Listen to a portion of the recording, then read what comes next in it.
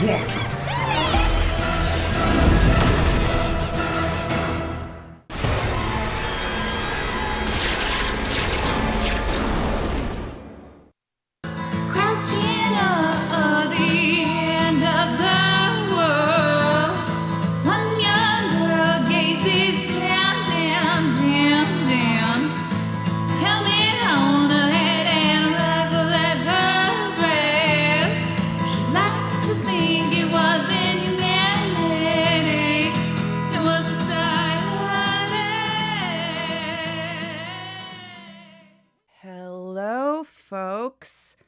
I am Liss Victory, and it has been a while.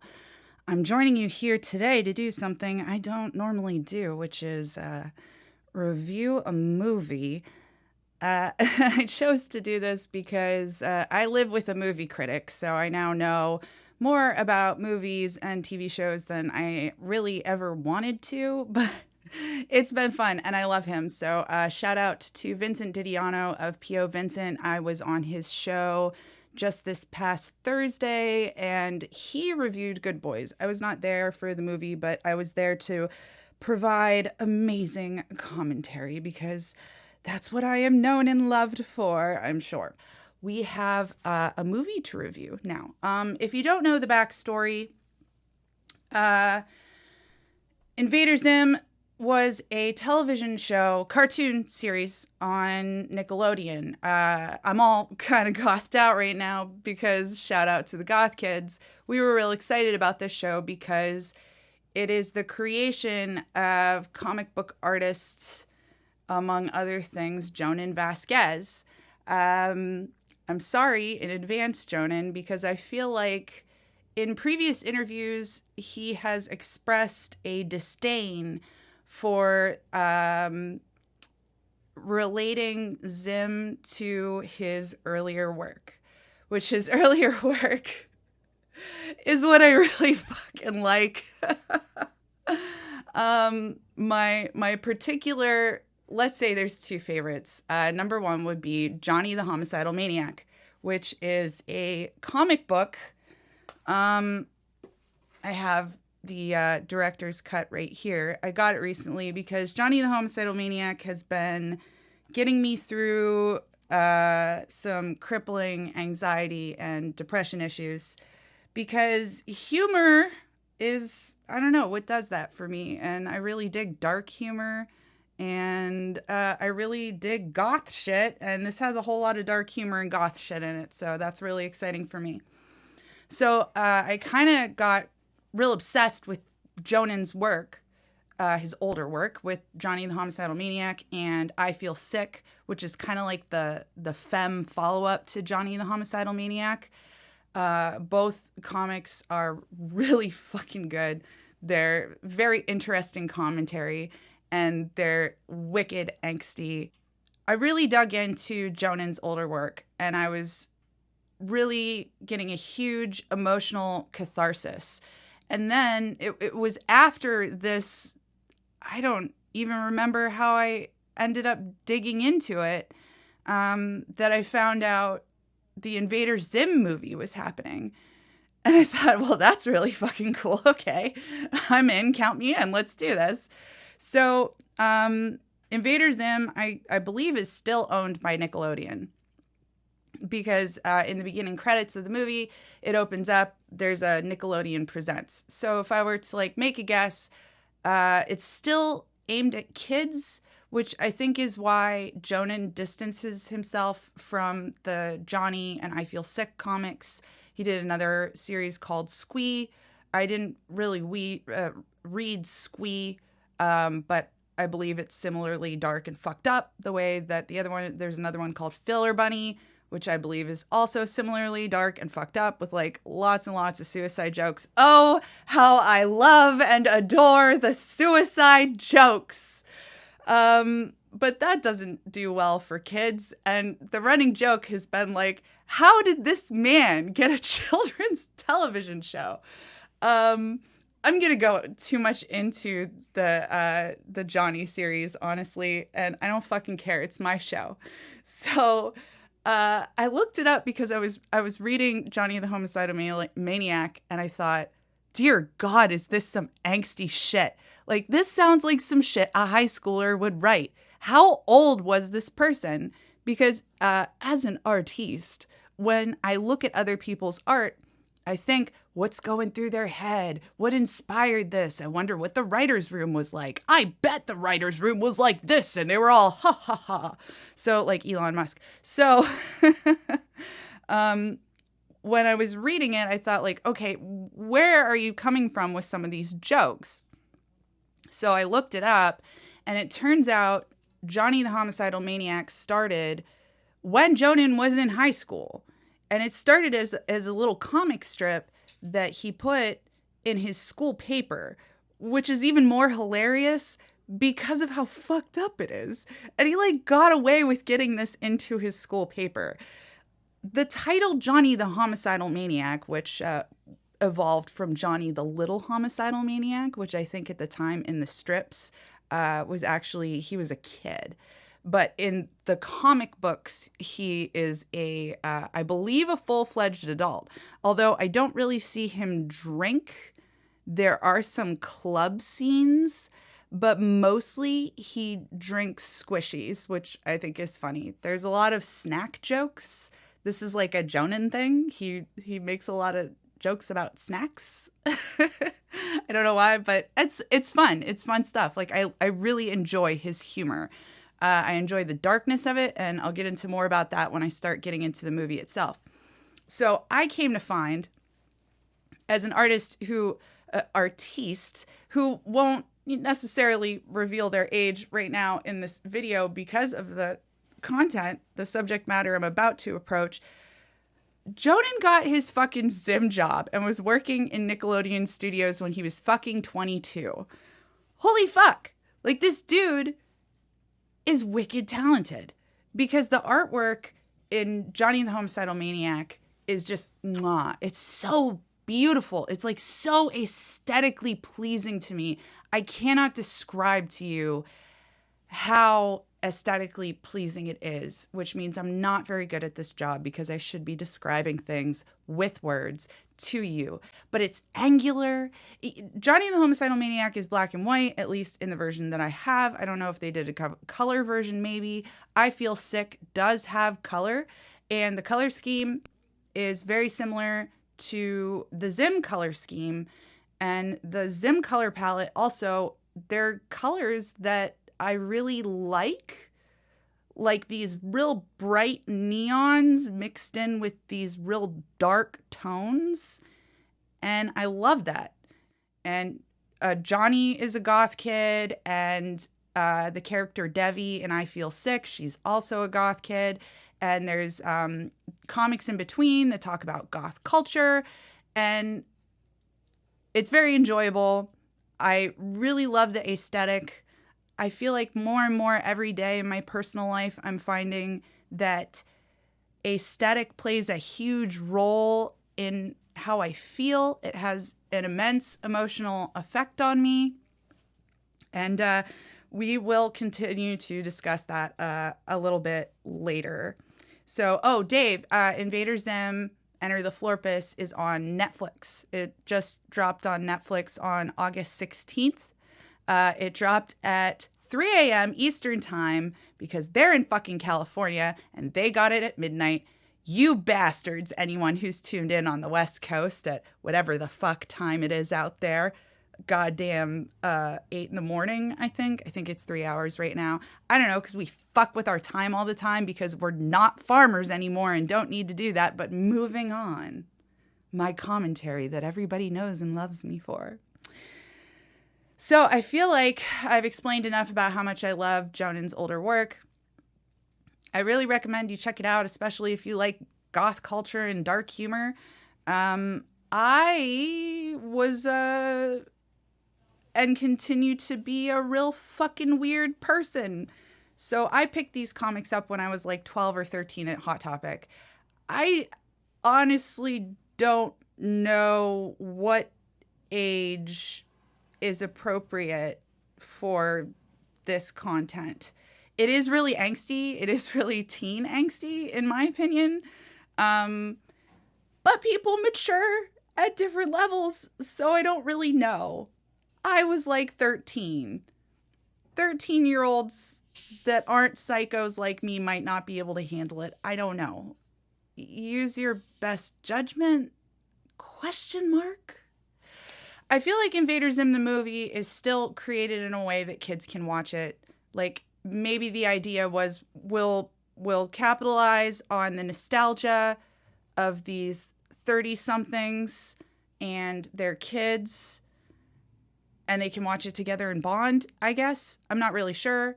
Or maybe it was just a nostalgia cash grab. I don't know. Whatever it was done for, it was still enjoyable. I actually watched it twice. I watched it the first time the morning that I actually wanted to do the review, because when I was on P.O. Vincent, I was like, oh, you guys, it dropped. It's after midnight. I'm going to go watch it. And then it wasn't on Netflix, and I was confused and upset, and I broke some shit, punched the wall. No, I didn't. I swear I really didn't do that. That's old me. I didn't break anything because of the movie. I got upset, and I was like, what the fuck? Where's my movie? And then I did a little more deep digging, found out that it dropped at 3 a.m. Eastern time, and then it was midnight on the Pacific, on the West Coast. So I waited until the next morning, and then by the time I got around to watching it, which I always feel kind of gross when I'm watching television when it's like daytime and nice outside. I don't know. I don't like to watch stuff in the daytime. I don't like to go to movies in the daytime. It just kind of feels gross, like I'm wasting daylight. So as a goth chick person, so I finally watched it, and by the time I had things put together and had like evaluated the movie in my head, it was pretty late in the afternoon, and my videos seemed to have the most success around lunchtime in the working hours. I'm assuming because yins are bored and you need something to do, so you're like Facebook scrolling, and then my video pops up and you watch it, you know, because you're bored, and maybe I look cute. I don't know. Hopefully. So I decided to put it off, and then the weekend happened, and I thought, well, the weekend's happening. People are going to be doing better things than watching shows, hopefully. I don't know. So I decided to wait until Monday morning because I have a lot of luck on Monday morning, usually when I post shit. So here we are. Here I am. Well, I woke up early as fuck today. By some miracle, because actually that hasn't been happening a lot lately. The crippling depression and anxiety. I don't know which way to point. This way. So waking up early hasn't been super easy, but I was so miserably depressed that I just kind of passed out really early last night and woke up really early this morning. And so while I was getting ready and like getting all gothed out for yins, I rewatched the movie. So like I had breakfast, I had some coffee, I rewatched the movie again. And now we are here together to talk about the movie. Dig Dave mentioned Rocco and Rocco's Modern Life. That's another nostalgia show from Nickelodeon from when I was a kid. I don't know about when yins were kids, but I was a kid at the time. And actually, Shoe on Head, who is probably at least my number one favorite female creator on YouTube, YouTuber, she did a pretty funny hot take on Rocco's Modern Life. So if you, after this, are still bored at work, you can head on over to YouTube and listen to Shoe's hot take on Rocco. And she's definitely very cute. So that should be very enjoyable for you. Also, quick note, there is some crazy construction going on outside of my house. And I was really, fingers crossed, like these guys are going to take a lunch break, right? So hopefully their lunch break continues. But if some crazy fucking noise starts happening, I think I'm just going to power through because I've been really excited to do this show. And I am unfortunately like, I don't know, a ridiculous overachiever. So I think I probably put way more work into this than I needed to because it was just supposed to be a fun project. And those of you who actually know me and my personality know that I hate fun. So I just had to ruin this by putting just way too much thought and work into the whole fucking thing. But maybe it's a good thing. I like to believe that everything happens for a reason. It's all part of God's plan. Moving on. Okay. So let's go back to the first time I watched the film. I'm going to bring up my notes because I took a lot of notes and then I took a lot more notes, and we'll see how this goes. So I'm not sure whether to explore the movie itself or my emotional response to the movie first.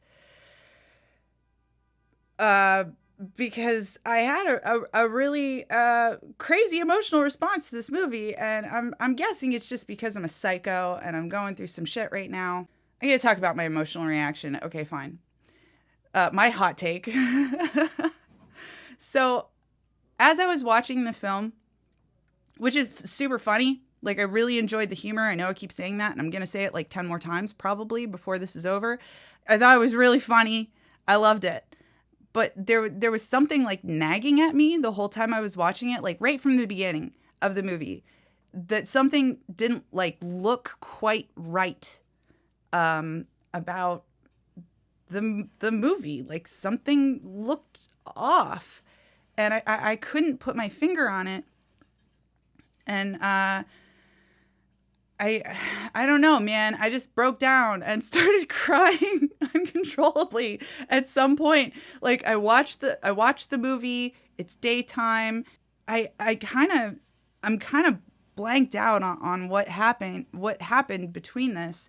But I do remember calling my husband and talking to him while I was crying and saying some things like, this doesn't seem like it makes any sense. There's no reason I should be crying over the artistic aesthetic of a cartoon movie. What is wrong with me? And he actually said some things that, I don't know if it's good that it justified my sad emotions, but he said some things that justified those sad emotions. He's, trying to walk me through it. And he says, well, you have a really strong emotional connection to your comic books, right? Like that means a whole lot to you. So for you to feel kind of like weirded out by the aesthetic of the movie, I mean, that kind of makes sense. Now, Invader Zim is also a comic book, and I haven't really read any of the Zim comic books at all. I'm not 100% sure what their aesthetic is like. It does appear from what I did see and read after the movie that it is a similar aesthetic, but without revealing what I came to find out later. Things were softened. One of the things I really like about Jhonen's art specifically is that it's angular and it's sharp and it's stabbing and it's sketchy, and that raw quality really resonates with me, and I think it really contributes to the overall feeling of the story.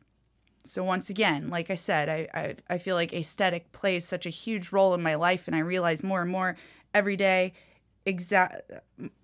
how much aesthetic plays into my life.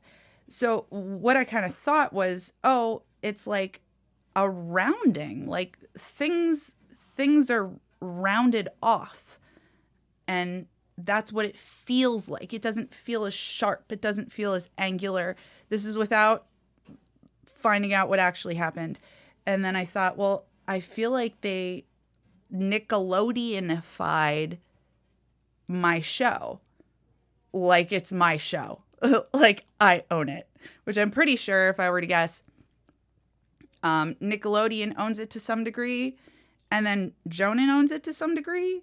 Because I mean, I did some research to figure out, like, why do I feel these ways? I'm so confused. And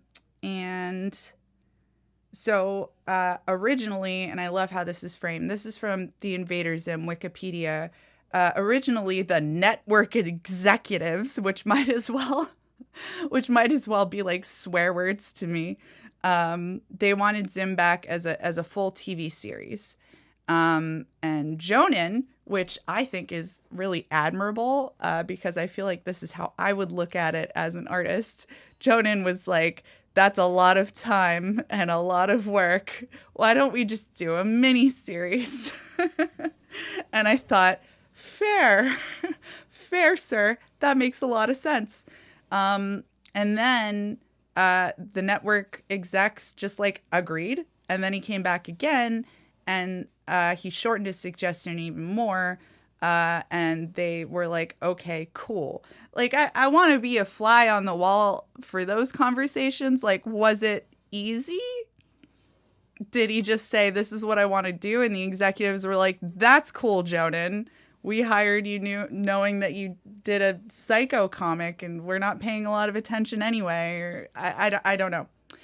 But I mean, he definitely has some creative control.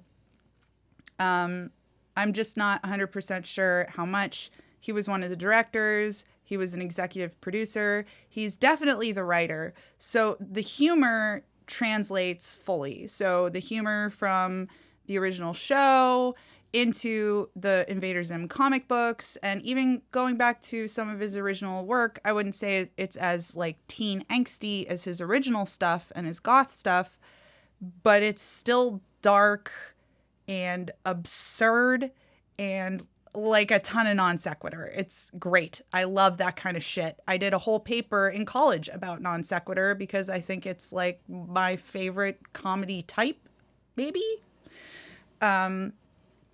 So that was a lot of fun. I'm saying that about the paper I wrote. I actually do enjoy writing papers, but I digress.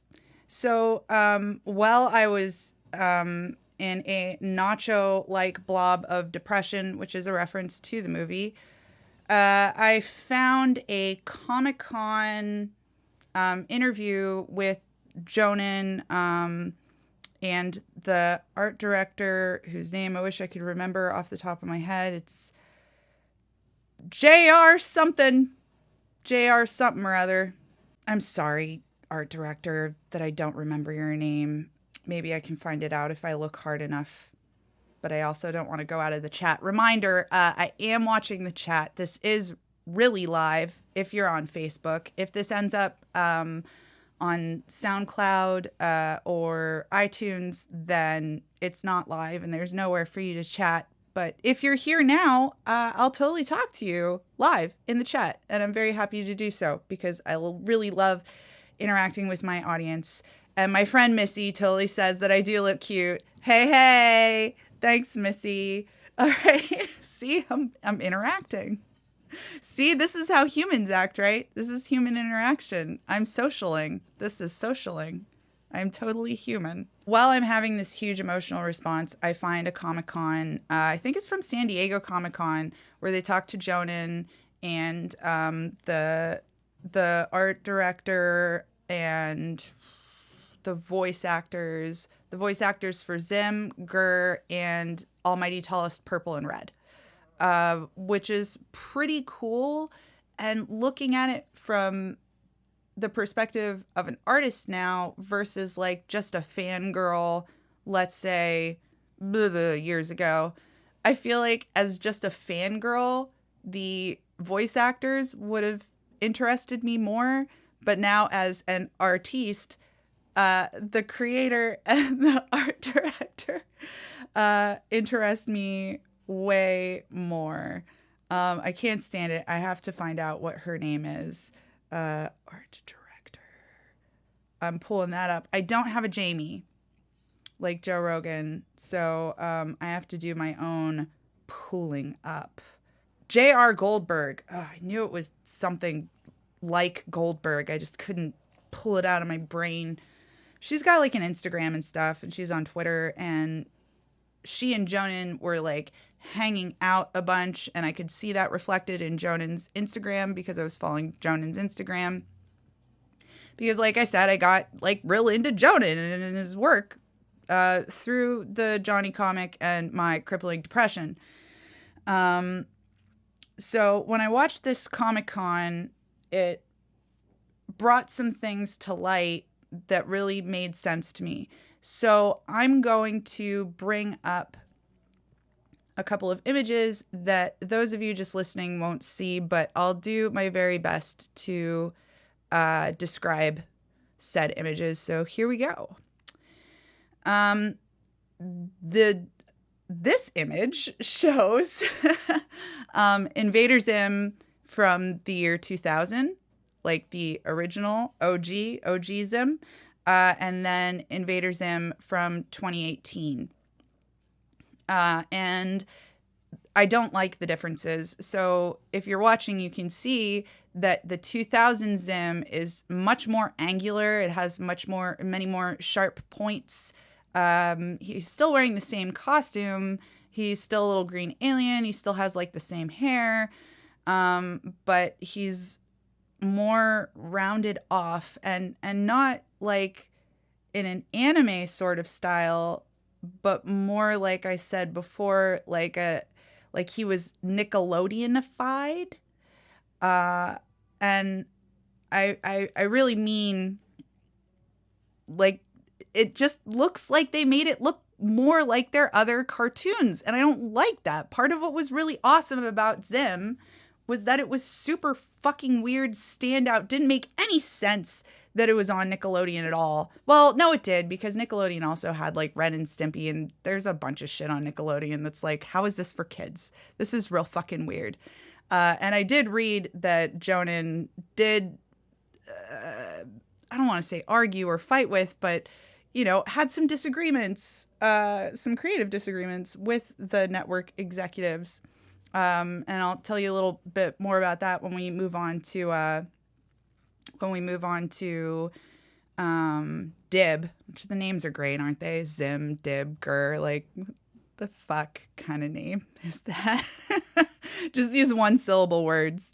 John Peterson chimed in, so I'm going to like read his thing, even though I haven't read it in advance, so it might, I'm not sure what it's going to say. The movie was very good. Well, that's nice. It was a good movie. I felt a lot of justice for Dib. Kind of. I kind of felt justice for Dib, but I kind of didn't at the same time. I'll explain. The show definitely was a softer tone in animation, I noticed, but I really did love it. It was funny, interesting, and for me, it's a fitting ending for the show. It was really fitting. With that being said, the Rocko's Modern Life special was also incredibly good. I haven't watched it yet, but I do intend to. I love both shows back in the day, but I was a bigger fan of Rocko. Oh my God, John! How dare you say that in my comments? Zim was definitely better than Rocko. Nah, it's your opinion, bro. Special also gave the show justice. That's really cool. I'm excited to watch Rocko. Dig It Dave agrees that he likes the old style. I really, really prefer the old style. John also says that it's strikingly different. They showed this image that I brought up at the Comic-Con to show the difference between what they did in the movie and how they used to animate or draw, because there's a difference. And I really don't know what all goes into animation, but I do imagine that it is repetitive and tedious and difficult as fuck. And I do know that they outsource some of their animation to Asian countries. Sorry, it changed. It was like China, and then they changed it to Korea or something. So yay, cheap labor prevails. So that's kind of a sad fact too, I feel like, but I don't know. Let's get on with the animation. It's still a fun movie, and it's still fucking funny, and I laughed a lot. It's just this aesthetic thing really, really fucking got to me. It really got into my heart. It's dug its claws in, which is so weird. Like, it's just me, right? Like, I'm just a fucking psycho. Comment below. Let me know. Actually, on that note, let me pull up my old notes from back in the day. If you're tuned in on Facebook, please give our video a thumbs up. Give us a little like. Also, if you're reading the comments, chat with us live. Questions? Concerns? Use the comments. These are my old notes. It's been so a while since I've done a broadcast. If you enjoy this content, share. If you share it now, then people can likewise tune in and make more comments, and we can have more conversation. Share now, share later. Doesn't matter. Just share. Sharing on social media is the modern day word of mouth. Sharing my content helps tremendously, and you can actively help the show just by clicking the little arrow and sharing it to your profile or sharing it to a page or telling your friends about it, whatever else. Reminder, you are tuned into that broadcast, and I am your host, Liss Victory, songwriter turned movie critic. Why? Because. That's why. So now we have 2000 Dib compared to 2018 Dib, and I'm going to be honest, I actually don't have a huge problem with the 2000 to 2018 Dib because he's still angular, although I miss his square head, and that might sound really weird because why would you miss somebody's square head, you fucking weirdo? Once again, it's angles. It's angles versus a softened, rounder version, and I'm not super into the softer, rounder version. I prefer the angles. So they Latin X-ified him, which I think is actually really cool because I'm into that kind of shit because it's more accurate. Jhonen Vasquez, if that name gives you any idea as to Jhonen's background. Jhonen himself said that the family was Latinx. Yes, I'm using Latinx and not Latino because I don't know. Because I'm a pushover. So I think Jhonen said Latino and I'm saying Latinx, but whatever. So Dib's a little browner and I'm totally okay with that.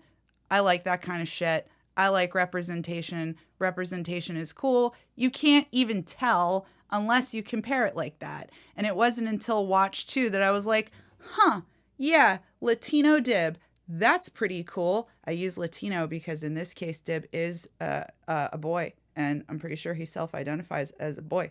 So moving on from the political banter. I feel like the differences between new Dib and OG Dib aren't that bad. Although I still wish his head was square and I still wish his eyes were that big and crazy looking because OG Dib has big crazy eyes and new Dib is Nickelodeonified. All right, last concept drawing art piece here is going to be one of my personal favorite characters of the show. So of course I'm going to have a lot of emotions about it. Here we have Gaz. I'm also the type of person who really enjoys the female characters in shows, especially if they're like tomboyish, weird female characters. I don't know if you guys remember Darkwing Duck. That was one of my favorite shows when I was a kid. And Darkwing had a super tomboyish skateboarding daughter named Goslin. And I fucking loved that character. I don't know. I guess things that I feel like I can identify with and I feel like reflect my sort of personality that I don't see very often. I get really excited about shit like that. So Gaz is at least, okay, let's address the drawings here. OG Gaz from 2000 is goth as fuck, man. Like she's wearing this little black dress. It's got a fucking skull on it. Like it's just OG goth. Her hair is spiky as fuck. Like it's still in the same shape as new 2018 Gaz. But 2018 Gaz's hair, again, rounded off and Nickelodeonified. A cool thing about it is Gaz generally has her eyes, well, it looks like she has her eyes closed, but I think she's just has her own special resting bitch face. So I think it's really just her always kind of glaring at everyone and just kind of being annoyed at the existence of everyone around her because she just wants to like play video games and eat snacks. Again, we have the snacks thing. And she's a huge video game person. So I would assume that's why when you move into new Gaz, 2018 Gaz, she's got the little Space Invader t-shirt on, which I get and I think is really cool. But as much as pastel goth, which is a phrase I picked up from Spotify, is like a thing because of, I don't know, Billie Eilish and Lorde, and I get it because I do it too. I don't like the color aesthetic either. I don't like that she went from having a little black dress with a skull on it to a blue t-shirt with the Space Invader in it. If they'd given her a black t-shirt with the Space Invader on it, I would have been fine. But something about the blue t-shirt really annoys me. So this video is just basically Liss Victory goes full fucking neckbeard. That's what this is. I'm just gonna bitch about dumb shit that nobody fucking cares about. Except me. I got some folks who are agreeing with me that they prefer the older style, especially seeing them lined up next to each other. But at the same time, I also feel like unless you're me and you have a weird obsession with the old comic books, you're seriously not even gonna notice this shit. But like, I don't know. It gave me enough of this sort of like fairly odd. Is that what it was? Fairly Odd Parents? Fairy Odd Parents? I don't know. It was a cute show. I liked it. Not enough to watch it. I think I was a little too old at that time to get into it, or I was just like too busy doing other things. I'd entered full RPG video game phase. I'm not sure yet. But yeah, so these images, if you can see them, give you the aesthetic. We have very rounded off characters, whereas before they were much more square, much more sharp. And I felt like that played into more of the original aesthetic. And I feel like it better complemented the story that was going on. How do I justify saying that I feel like it complemented the story better to have the characters be sharp? I don't have an answer for you for that. In the original older work comics, I have an answer, and that's that it's sharp subject matter. But in the show, I don't know. Maybe I'm too close to the art, or I'm just full neckbeard and I'm pointing out dumb shit that doesn't matter. So John again says, I get what you mean, dude. I know a lot of people who absolutely love Zim. I also noticed back in the day, for me at least, it was hard to catch it when it aired. Dude, oh my God, it was. But Rocco, I remember watching the first episode of Rocco with the Suck-O-Matic so many fucking times. Because I think that was the time in my life. I feel like I was probably 10 or something. So it was like I didn't have anything else to do. I hadn't learned to play an instrument yet. I didn't have like a focus in my life. And I just kept fucking watching this episode, the same premiere episode of Rocco over and over and over again. So I ended up not watching it as much as Rocco. Yeah, exactly, John, because they played it over and over and over again. Suck-O-Matic. Like, I do not. I originally thought that they put the OG series on Netflix, and I thought, oh, that's cool. I can rewatch old Rocco. And then I found out that it's, I think it's a movie. It's like the Rocco movie. It came out a little bit before the Zim movie, but still in August. I think it was August 6th that came out, or 9th. So when I first saw it, I thought, I'm not even fucking watching that first episode again, because dear God, I saw it so many times when I was younger. So I would like to keep this show at an hour, and I haven't even addressed my notes at all. I've just complained about how emotionally destroyed I was by the aesthetic of the movie. Another couple of things about the aesthetic that I think, well, is at least important for Neckbeard Victory to point out, right? So some of the things about the rounded offness of it reminded me of Ren and Stimpy. So we go between this aesthetic that I really like, and like Zim's house looks the same. Zim's house is really angular. Another one of my favorite YouTubers, Chris Raygun, often has it like on one of his background screens, and I think that's like the most fun little Easter egg he has is just the Zim house on his desktop background in one of his screens, and it looks the same.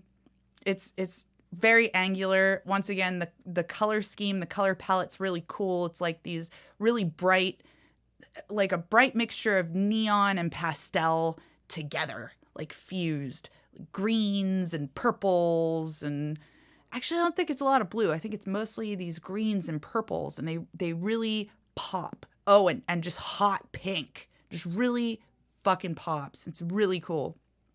See, I have good things to say too.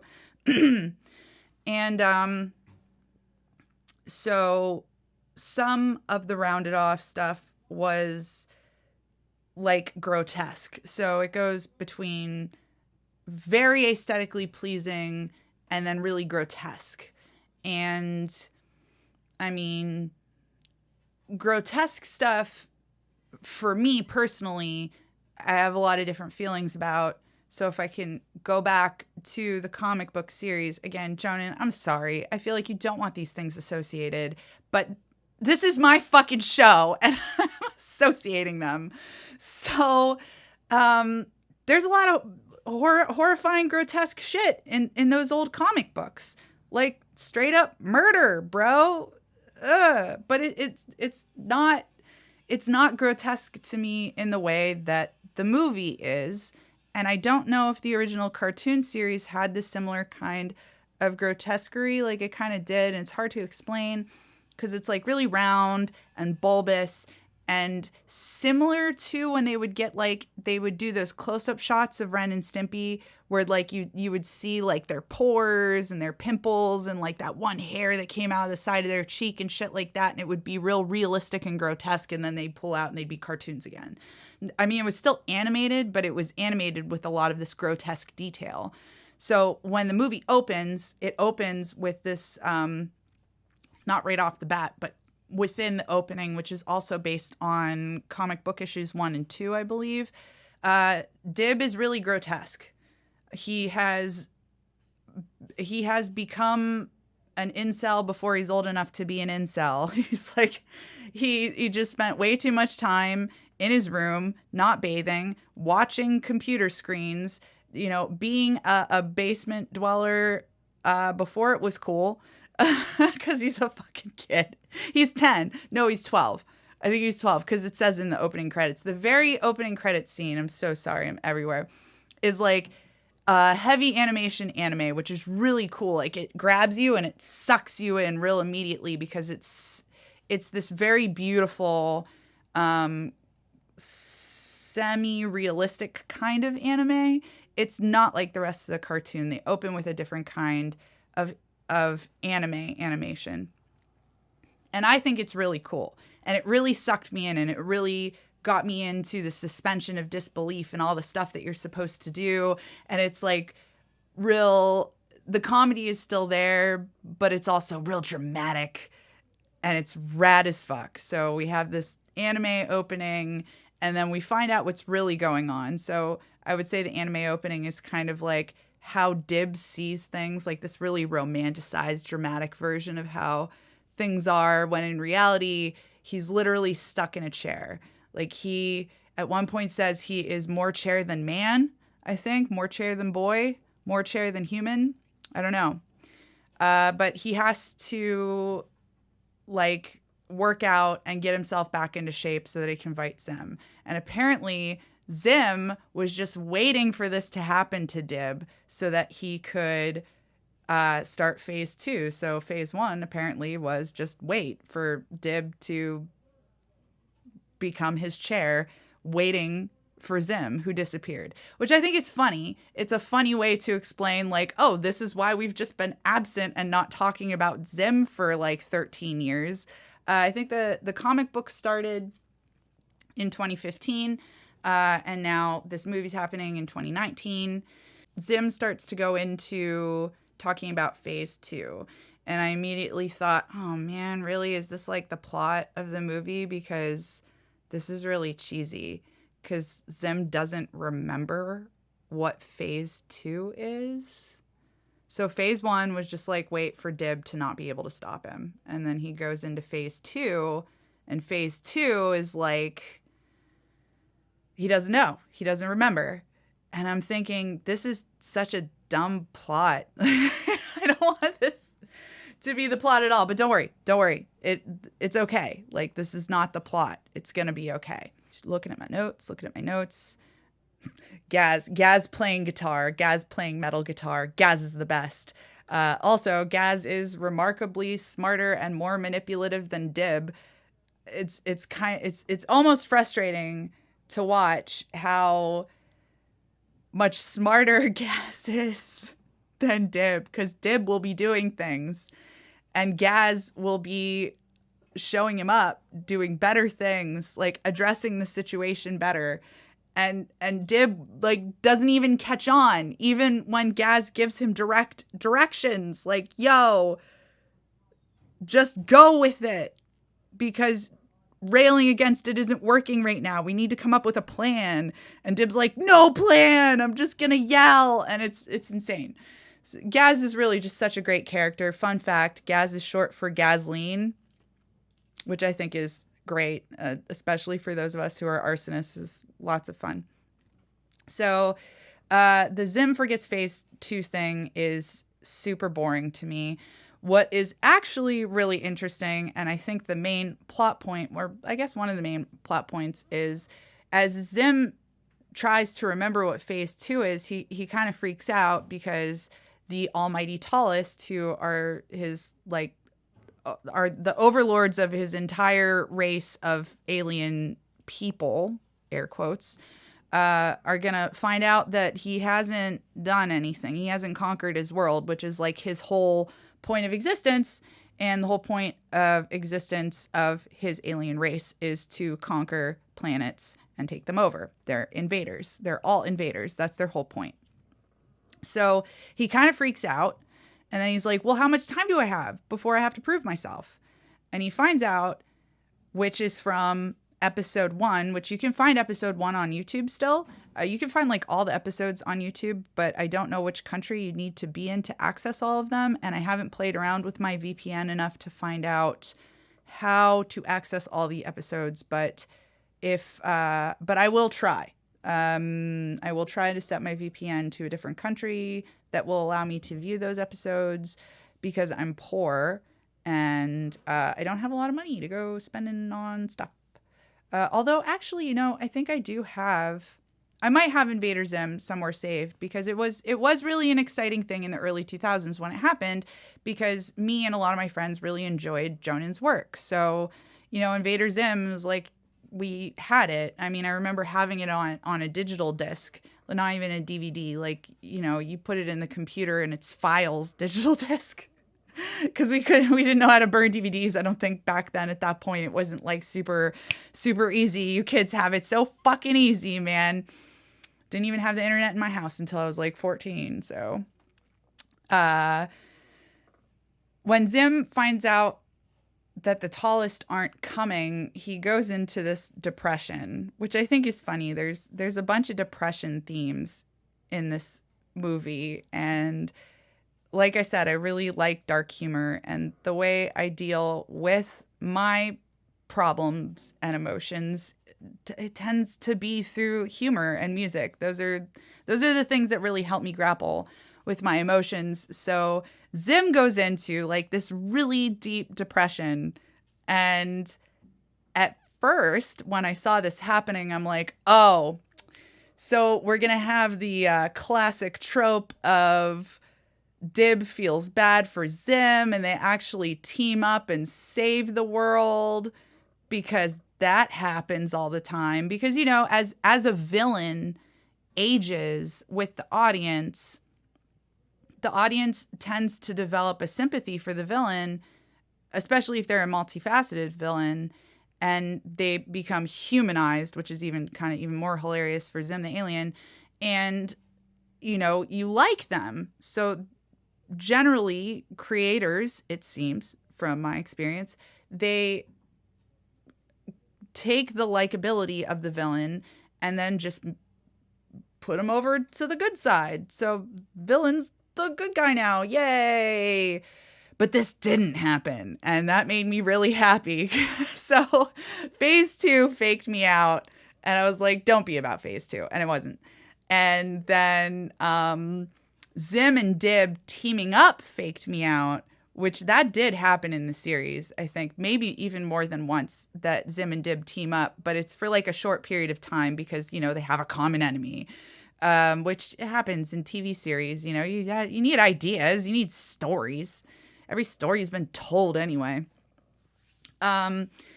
So Dib's dad is working on what has to be a commentary on smartphones. If it's not a commentary on smartphones and the iPhone, I mean, you can tell me it's not, but that's definitely what I read into it, because even, okay, so this smartphone is a smart bracelet, okay? It's an Apple Watch, but like times a million.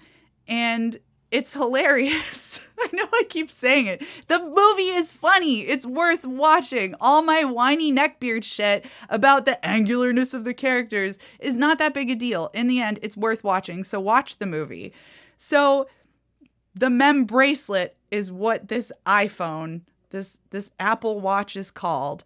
And it's so Apple Watch that even when Professor Membrane, Dib's dad, who like doesn't believe in aliens and thinks that his son is crazy, the whole movie right up to the fucking end, which is why I'm like, justice for Dib, kind of, but like he still can't get his dad to believe in aliens because his dad's the super scientist guy. But even the way that Dr. Membrane presents the Mem bracelet is so reminiscent of an Apple new product launch. Like there's these big screens and he comes out there and he's like, the Mem bracelet, it's going to be great. You use it for apps and world peace. Seriously, that's what it's for. It's for apps and world peace. And he's like, the catchphrases are amazing. Like, do you want the world to be even better? Making the world better every day, Membrane Industries. And it's oh God, it's so good. I mean, if it's really not a commentary on corporate technology or iPhones and smartphones, it's what I got out of it anyway. And the lineup is great. And it's not like it's shoved down your throat. There's one point where people are just throwing their money at Professor Membrane, and he has robots just slapping the bracelets on people's wrists and literally just throwing them into the air. It's so funny. In my notes, I put the marketing of world domination, because Professor Membrane wants to use these bracelets for world peace, like he genuinely does. He's like, oh, we're all going to hold hands and we're going to use technology to create world peace, and it's going to be super awesome. And then Zim gets a hold of it because Dib wants to expose him at his father's Apple new product release show. Okay. So Zim genuinely gets depressed because he can't figure out what to do. But because Dib tells him his whole plan to expose Zim, he basically gives him the way to conquer the fucking earth. And he does. He does. He uses the goddamn Apple Watches. Like, saying it out loud, it's so real. It's so real. Like the ways in which our technologies have become like a surveillance state, and how it's it's like pseudo dangerous or like genuinely dangerous, like facial recognition technology, which I recently found out is banned in the places where it was developed, probably because it's dangerous and it's wrong a bunch of the time. And people have like, I think, fact check me, gone to jail or been arrested because of inaccurate facial recognition. It's scary shit. AI, Joe Rogan, I love him. He's the every person's bro. He talks about how he's freaked out by AI all the time. And Elon Musk is like, yeah, we're just at some point, we're just going to have to accept that we're going to merge with the AI. And it's some crazy, scary shit. And the reason why this is so much a commentary is because Zim even says it. All I had to do was charge them for it. I wanted world domination. And all I had to do was charge for it. Because we buy our own little personal GPS locators and we carry them around everywhere we go and we put our every goddamn thought on the thing. Not everybody. I'm super guilty of it because I'm a fucking rock star. I'm an artiste and I need to spread the word about my brand. So, I mean, this is the stuff I'm getting out of it. And I think it's goddamn hilarious. And I think it's brilliant. I think that Jhonen. I think that Jhonen did the majority of the writing. Well, actually, I have all the writers. I did, Missy said the grotesquerie is why she hated Ren and Stimpy. The grotesquerie is why I didn't super like Ren and Stimpy, but for some reason, Ren and Stimpy was one of the shows that me and my dad watched together a lot. Me and my dad watched really weird shit together when I was a kid. Like, we watched Tales from the Crypt together. We watched Creep Show together, which I saw is just coming out as a movie. We watched a lot of comedy and shit. Like, Vinny and I were just talking about Coming to America. We watched that. That's not real weird. That's just some fucking good comedy from the 80s, 90s, late 80s. Not 100% sure. So what was I looking up here? Okay, the writers. So Jhonen's the creator. He's one of the writers. Another one is Breen Burns and Gary Wilson.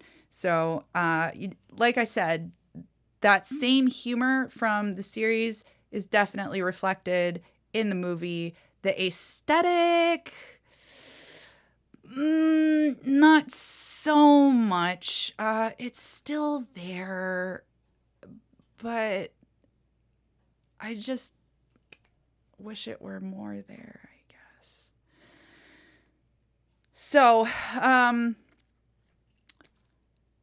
also, Professor Membrane's like Iron Man.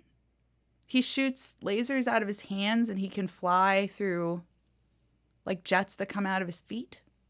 I thought that was weird. But I also love Iron Man. Like, literally would marry Iron Man. I'm already married, so I can't. And he is a fictional character. And Pepper Potts is probably like my second favorite Marvel character at this point because she's so goddamn amazing. I would not want to take her man. All jokes, people. All fucking jokes. So, potential commentary on the surveillance state and how we are sold our own demise by the tech companies? Maybe. And Professor Membrane is Iron Man. One of the things that I also really, really liked is there's a moment where Dib is telling his dad, I'm going to show you. I'm going to prove it to you. I want you to believe me so badly. You're going to be proud of me. And Professor Membrane says, I'll always be proud of you. And I like teared up a little bit because that's kind of part of what's going on in the story too. Like, that's something that Zim and Dib can bond over as frenemies, I guess. I don't know. They're enemies.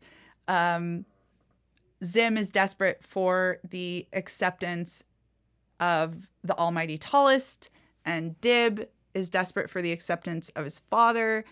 Professor Membrane seems like a pretty good dad. Like, he's pretty involved. But at the same time, he's not. He's a real weird character. I like his character. He's just sort of bizarre. The whole thing is really bizarre, and that's what I like about it. It's absurd. It's weird as fuck. It's real crazy. If you want to see it, you can see some interesting commentary, I think, on tech and buying our own demise, which is hilarious. That's so fucking funny to me. That's so dark and funny. Oh my God. I didn't know how to conquer the world, and then all I had to do was sell it to them. Oh my God. True. Standing ovation for that. If that's even what you were going for. If it wasn't, you did it anyway. So this is what I'm going to leave for yins. This little fun fact. So also in the Comic-Con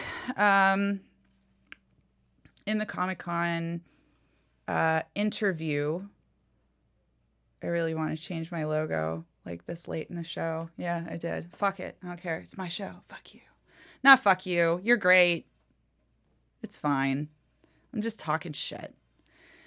So, one of the things that really struck me and resonated with me from the Comic-Con interview with Jhonen, J.R. Goldberg, as well as the voice actors too. But, you know, what Jhonen said specifically was he was approached for this series turned movie to bring back Invader Zim. And he said something in the interview along the lines of, well, it felt good to kind of switch gears into doing something that people wanted instead of trying to get people to want something. Which, as someone who is still in the stages of their career that they are trying to get people to want something, I totally understand where that feeling would come from. So, also, if it's a difference of, well, what if it weren't there at all with your little nitpicky, I wish the angles were sharper, stupid shit. It's cool. I'm happy for Jhonen, and I'm happy for the art crew, and I'm happy those people were able to produce something that was loved for an audience who really loved and wanted it. And I feel like, as someone who was following it, there was a lot of hype and a lot of excitement around the film. I'm still hype and excited. I want to see where things go in the future. And I still really liked the movie, and it was fucking funny, and I'm curious about the comic books now. And the only thing that really prevents me from dropping cash on comic books is, one, lack of cash, and two, I move a lot, and books are fucking heavy. Have to move a bunch of comic books every time I move.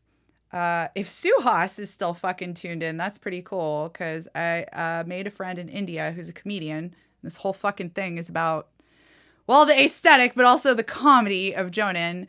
Suhas Navaratna. I hope I didn't butcher that too bad, but he's on the internet and he's fucking funny. I like his jokes. You can also YouTube him up, just like you can YouTube many of the other people I have mentioned in this podcast. You can also YouTube me. I am there as well. Liss Victory. I don't have like a YouTube URL I should probably make a bit.ly for it. But I don't have a YouTube URL because I'm not popular enough. And I will just be straight with you about that. I'm not. So, you know, share this video. Help make me more popular so I can have a YouTube URL one day. Hopefully I'll get a chance to watch this on YouTube. And I lied. I'm not going to leave you on the Comic-Con note. I'm actually, I'm going to read you the last page from the Johnny the Homicidal Maniac Director's Cut volume that I have. So Johnny the Homicidal Maniac was 7 issues. And I've read all 7 issues. At one point, I believe I owned all 7 issues when I was a kid. And this is both the culmination of those 7 issues as well as some, you know, director's cut bonus features. So the last page, if you don't want to know and you want to get a comic book, there's probably not a whole lot of really exciting new information here. You might want to cut out and go, but I mean, even without the imagery of the last page, the message is really beautiful. And being that I've mentioned depression and anxiety about 100 times in this video, I feel like reading this page will kind of help address those things that I mentioned about depression and anxiety. So here we go. Last page, Johnny the Homicidal Maniac by Jhonen Vasquez. There's nothing terribly wrong with feeling lost. So long as your feeling precedes some plan on your part to actually do something about it. Too often, a person grows complacent with their disillusionment, perpetually wearing their discomfort like a favorite shirt. I can't say I'm very pleased with where my life is just now, but I can't help but look forward to where it's going. I'm not sure when Jhonen drew this panel, but the squishy that the main character is purchasing is only 89 cents. So that might date it a little bit. And if there's any kind of self-reflection in his comics and stuff, which he said there's not, but I'm pretty sure there is. And as he said in the Comic-Con panel, he does totally lie to put people off. So I feel like you kind of have to trust your own intuition when dealing with Jhonen, person I've never met in real life or interacted with at all. But, you know, this last panel really meant a lot to me. And however dark the places that you are, you can put in your personal effort to get out of that place. I've bitched about everything to the full extent of my bitchery. And final thought, watch the movie. It was really fun. I laughed a lot. I cried a lot, but you probably won't cry because I just have problems. I'm just a crazy bitch. And I cry about things like aesthetic in cartoons. So don't worry about that, though. That's not fucking normal. Yeah, check out this movie. It's totally worth it. It was really funny. I hope someday Jhonen knows I exist and I can like maybe have a conversation with him. And that would be cool. Yeah, I don't really have anything else to say. Let's see, after so long of not doing that broadcast, if I can remember my sign off. Remember to choose love, choose bravery, and peace.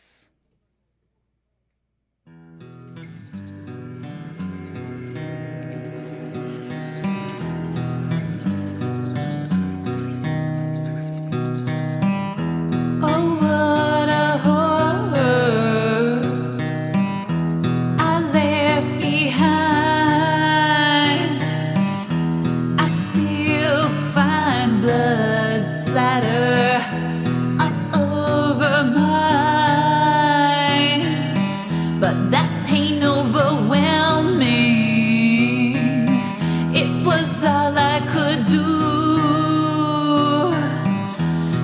Cause